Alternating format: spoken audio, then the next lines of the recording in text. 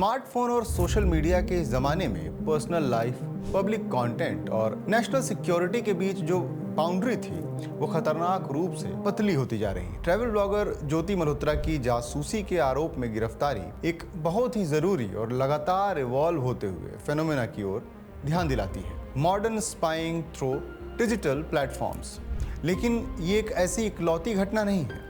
ये घटना digital manipulation और कोवर्ट ऑपरेशन के एक बड़े नेटवर्क का छोटा सा हिस्सा है।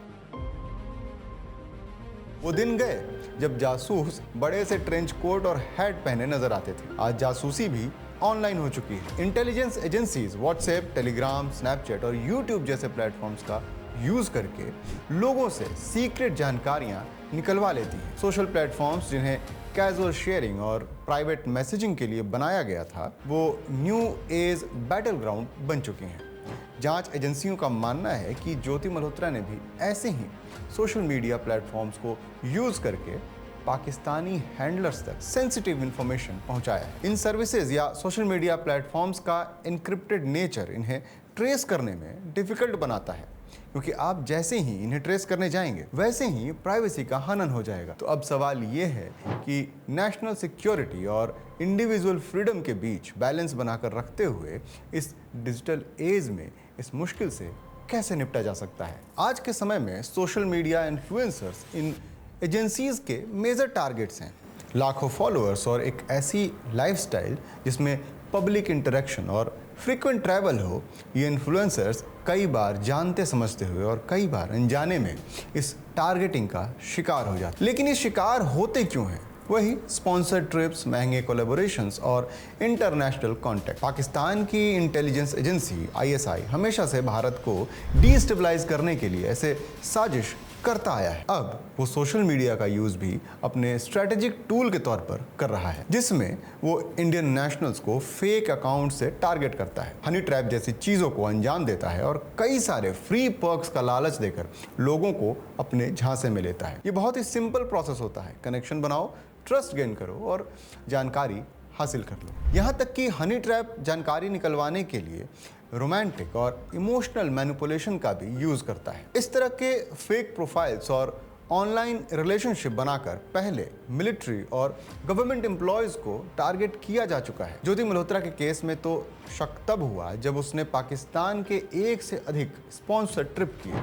ऐसा बताया जाता रहा कि ट्रिप्स वहाँ के वेल विशर्स ने ऑर्गेनाइज करवाया है। क्रॉस बॉर्डर ट्रैवल खास करके तब जब उसे कल्चरल एक्सचेंज के नाम पर स्पॉन्सर किया जाए तो वहाँ ऐसी जासूसी होने का खतरा होता है। दुनिया भर की एजेंसीज अक्सर पैटर्न्स पर गौर करती हैं, जैसे किसी खास देश लगातार जाना, उस देश के एम्बेसी स्टाफ से संपर्क बढ़ाना और ऐसे स्पॉन्सर्स मिलना जो शक के घेरे में आते हों। अब कोई भी देश अपने नागरिकों पर इतना ध्यान नहीं रख सकता। इसका कारण होता है सिविल लिबर्टी, आपका पर्सनल फ्रीडम।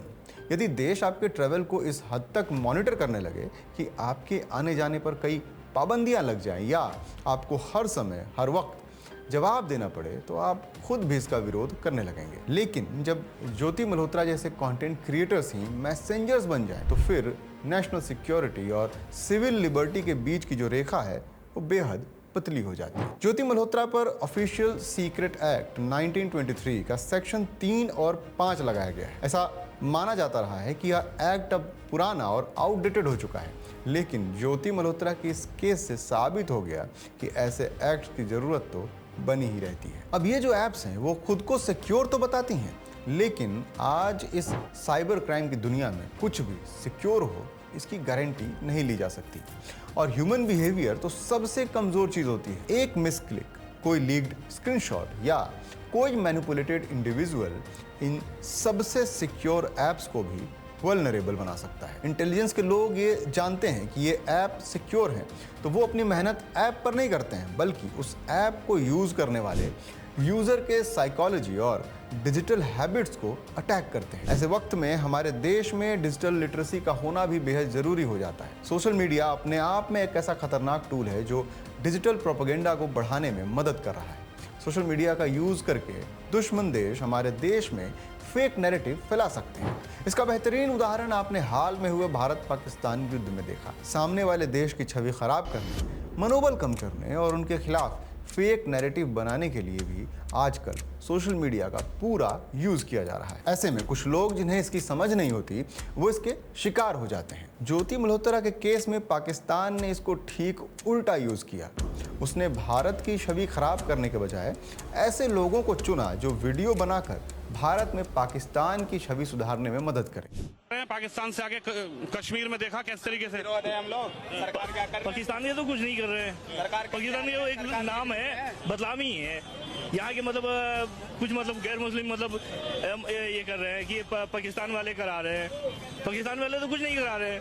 पाकिस्तान कुछ नहीं करा रहा। नहीं, पाकिस्तान ये जो हमला हुआ है इसमें पाकिस्तान का कोई रोल नहीं है। पाकिस्तान वाले की बदनामी किया जा रहा है। और बाद में पाकिस्तान इन्हीं वीडियोस का यूज करके दुनिया को दिखाए कि भारत के लोग तो पाकिस्तान को अच्छा बताते हैं, लेकिन भारत की सरकार पाकिस्तान के खिलाफ फेक प्रोपेगेंडा चला रही है। ज्योति मल्होत्रा का केस एक रेड अलर्ट है, सिर्फ इसलिए नहीं कि इस ब्लॉगर ने पाकिस्तान के साथ सेंसिटिव इंफॉर्मेशन शेयर किया होगा, बल्कि इसलिए कि आज के समय में आपके डेली डिजिटल लाइफ को कितनी आसानी से मैनिपुलेट किया जा सकता है। अब खतरा सिर्फ बॉर्डर पर ही नहीं है, बल्कि आपके फ़ोन में भी है, व्हाट्सएप पर भी है और इंस्टाग्राम के कमेंट में भी। इस लाइक और डिसलाइक के ज़माने में नेशनल सिक्योरिटी सिर्फ सरकार की जिम्मेदारी हो, ये कहना भी ठीक नहीं होगा। ये हम सब की कलेक्टिव रिस्पॉन्सिबिलिटी है। एज कंटेंट क्रिएटर, व्यूअर और एज अ सिटीजन भी हमें इस इनविजिबल नेटवर्क से बचना होगा, अवेयर और